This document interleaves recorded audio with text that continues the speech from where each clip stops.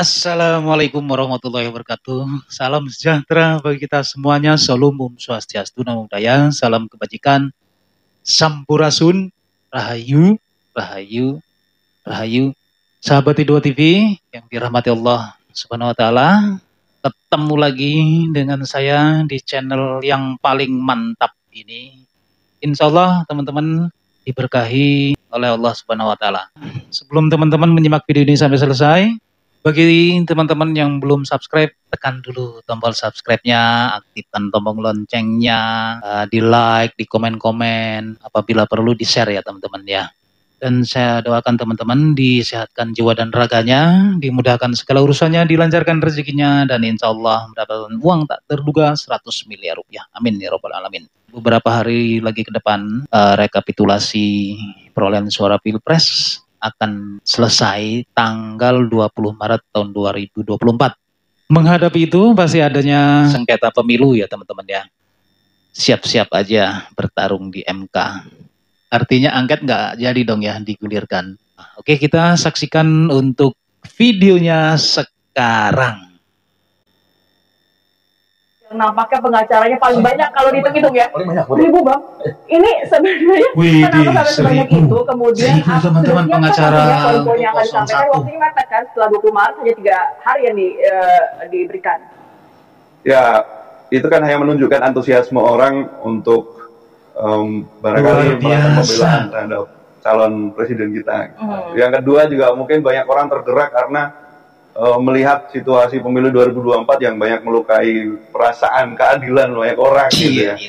Karena kalau kita lihat dari sini hasilnya tidak juga naik signifikan dari pertama kali kita membentuk tim hukum ini di bulan Mei 2023. Awalnya berapa? Memang sudah kami itu kalau ngukur apalagi di Indonesia gitu, itu sudah 1000 lebih Mbak. Oh, oke. Jadi ini nggak ada yang volunteer baru-baru ini ya? Sudah dari awal ya? Kalau bahkan menambah itu iya, tetapi tidak lalu signifikan jomplang jauh itu ya. Karena mau masuk MK baru masuk gitu, enggak sebenarnya. Jadi 1000 advokatnya memang real, tapi itu memang sejak lama pertama kali kita deklarasi juga begitu. Oke, tapi ini kita akan berjuang dengan kuantitas atau dengan kualitas? Ya, tentu tetap kualitas. Kalau ngomong hukum itu kan nggak apa namanya. Ini kan berbeda dengan logika elektoral. Seniornya di sini. Dengan logika elektoral kita tetap penegakan hukum itu kan ngomong kebenaran, bukan. Tapi optimis nggak kalau kita lihat di setiap pemilu, kayak pemilu juga ada kan? Tapi dari setiap pemilu ini nampaknya kandas di tengah jalan. Optimis kali ini akan terus lanjut? Ya kalau melihat dari situasi yang ada sekarang, kita masih tetap optimis bahwa Mahkamah Konstitusi akan tetap mengetengahkan keadilan substantif daripada keadilan prosedur. Sebab kita melihat bagaimana banyak kekosongan hukum yang hari ini kita alami gitu ya. Bawaslu misalkan ketika ditanya terkait beberapa putusan, menjawab ya kewenangan kami hanya di situ. Nah ini kan perlu terobosan-terobosan hukum ya. Dan itu kita harapkan MK berperan di situ. Lebih fokus ke sana ya, tidak dengan mengedepankan bukti-bukti yang ada gitu. Oh tetap bukti-bukti loh. Kita mendalilkan soal pelanggaran itu kan pasti ada buktinya, nggak mungkin nggak ada bukti. Sudah disiapkan bukti. Oh, sudah. Kan kita prepare itu sejak lama. Nah bukti itu arahnya kemana itu? Ke paslon yang mana? Ke paslon yang mana? Oh kalau di MK itu kan logik normanya ya digugat kan KPU ya. Nah, KPU nanti akan memenangkan paslon yang mana, itu yang akan kita mohon. Jadi mulai berasa nggak sampai detik ini Bang Habib, saya geser ke 02 nih, bahwa bukti-bukti itu semua nanti akan mengarah ke 02, paslon 02. Ya, jadi sebenarnya nanti model persidangan di MK kan kami akan hadir sebagai pihak terkait. Ya, beda dengan teman-teman sebagai pemohon. Ya, kami kan udah berasa tuh ya? Pasti lah. Kan udah jelas sudah berprovinsi, ya kan? Kalau nggak berasa nggak menyiapkan pengacara juga 38 ya? Yang terlibat adalah KPU, pihak terkaitnya kami. Secara hukum sebenarnya kewajiban kami ini cuma nakis-nakis saja. Istilahnya nakis tipis-tipis gitu kan. Yang berjibaku membuktikan memang lebih berat di rekan-rekan ini. Cuma memang kami ingin menyampaikan fakta-fakta yang penting juga untuk diketahui oleh masyarakat. Bahwa memang pemilu ini disebut, nah misalnya ada Mbak Lulu bilang pemilu paling brutal, ya kan ya. Sudah ada tadi barusan juga di awalnya. Ya, kami sepakat. Kenapa? Karena kecurangan ya, pihak-pihak yang melakukan kecurangan justru kalah. Bukannya di situ gitu loh. Orang-orang yang melakukan kecurangan justru sampai saat ini dinyatakan kalah. Ada berargumentasi pihak-pihak. Ya, kami punya banyak sekali bukti Ya. Ada bukti juga. Iya dong. Betul. Bukti-bukti yang menunjukkan bahwa justru orang-orang dari 01 atau 03 Bang? bukti kami, ya kan, bukti Jadi orang-orang kalau yang curang itu biasanya menuduh kalah, kecurangan, teman-teman. mereka kalah gitu. Misalnya nih, mulai dari awal nih, kalau kita bicara TSM itu kan sistematis itu bicara persiapan. PJ Bupati Sorong, ya kan, itu kan fenomena gunung es, Ya. di mana ada PJ kepala daerah ditempatkan untuk memenangkan paslon tertentu. Iya. Ini kan nyambung juga dengan PJ Bupati yang di Cilacap, ya kan, yang bikin simbol apa namanya kancing merah dengan simbol 3 jari. Oke. Ya. Nyambung juga dengan kepala daerah di Majalengka dan lain sebagainya. Jadi sistem itu disiapkan, terstruktur itu pejabatnya, ada struktur kekuasaan, ya, dan masif itu kan menyebar. Tapi buktinya ada Bang itu? Iya lah, itu udah jadi udah putusan Bawaslu semua. Oh, oke. Buktinya ada semua, kan ada ikuti juga dong, ya kan, itu semua ada di putusan Bawaslu. Jadi nampaknya juga 03 Nanti ini enggak, bukan ada lagi misalnya yang soal di hari H itu kan, kasus Wonogiri, Wonosobo, kasus tercoblos paslon nomor 3 Iya. di Kuala Lumpur, ya, kemudian juga kasus-kasus pemerintah dugaan digunakannya struktur Kemendes, ya kan, struktur Kementerian Kemendes, ya, Kementerian Tenaga Kerja dan Trans Kemendes kan sudah dilaporkan juga terkait misalnya Jubirdes, juru bicara desa mereka itu direkrut dari tenaga pendamping profesional desa, ya kan. Begitu juga Kementerian Tenaga Kerja, di mana ada acara bina penempatan tenaga kerja, ternyata berubah menjadi sosialisasi paslon 1. Bukti ada. Ya itu udah ada bukti semua, ya sudah dilaporkan semua. Nah, itu kan masyarakat harus tahu, ya kan ya. Nah, tinggal memang nanti kalau kita bicara, kami nggak apa namanya, karena kami bukan penggugat, Iya. yang target kami bukan membuktikan bukan menghadirkan itu ke MK, ya kan ya. Lalu menyatakan paslon tersebut dikurangi suaranya, nggak begitu, karena kami sudah unggul, sudah menang. Karena kan di undang-undang pemilu bahwa kalau nggak ada pengaruh terhadap hasil, ya nggak dipersoalkan lagi. Malah kalau digugat ya. Jadi ini hanya sebagai gambaran ke masyarakat bahwa memang ini brutal karena mereka banyak yang melakukan kecurangan, sekarang teriak-teriak menuduh terjadinya kecurangan. Ini yang semua punya apa Ji?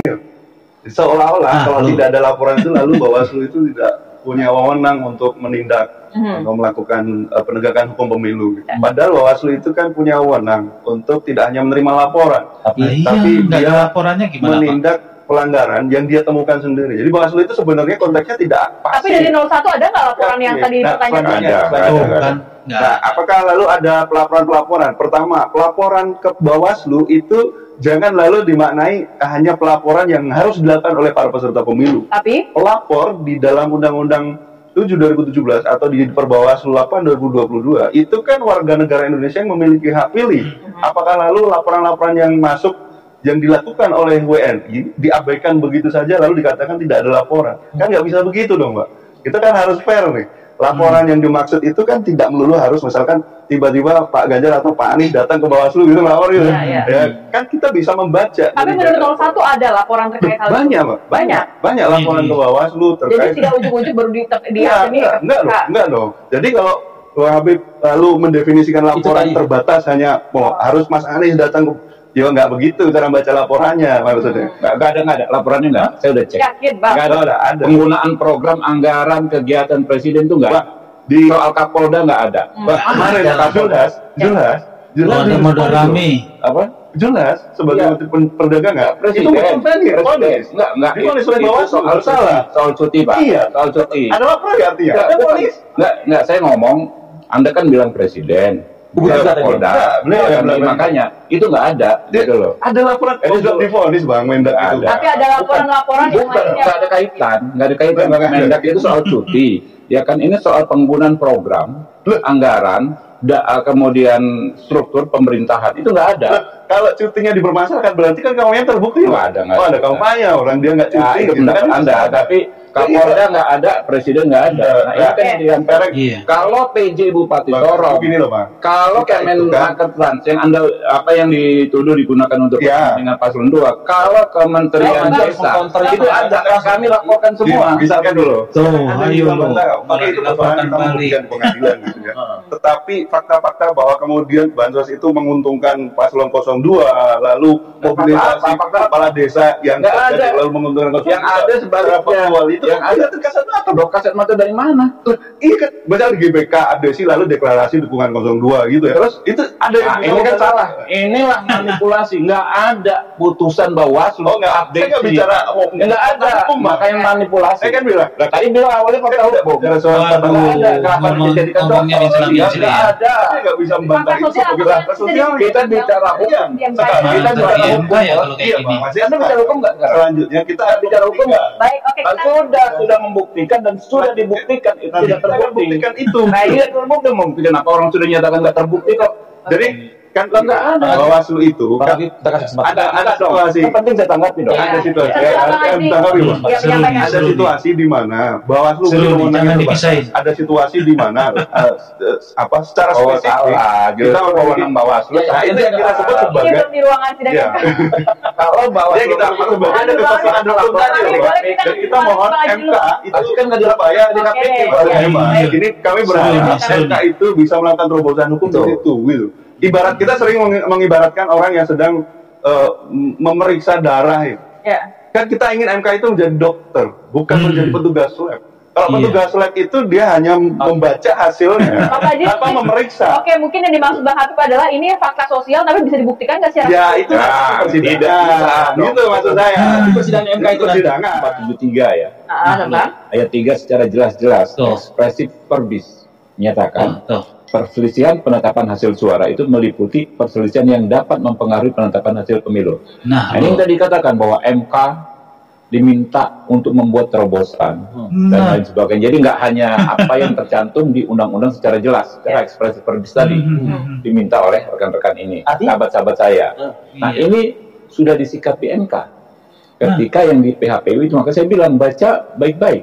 PHPU 1 tahun 2019 dinyatakan MK tidak bisa dalam saat yang sama mengadili permohonan hasil perselisihan hasil pemilihan umum sekaligus melakukan judicial review. Terobosan itu kan merubah undang-undang, mengabaikan undang-undang dan lain sebagainya. Menurut MK itu harus dilakukan dengan yang namanya uji materi. Jadi kalau menginginkan kewenangan MK bukan hanya sebagai sebagaimana disebut di 473 ini yang ekspresif verbis hanya terkait hasil yang bisa merubah, ya dia ngomong hal-hal lain yang disebutnya substansi dan lain sebagainya itu harus melalui uji materi.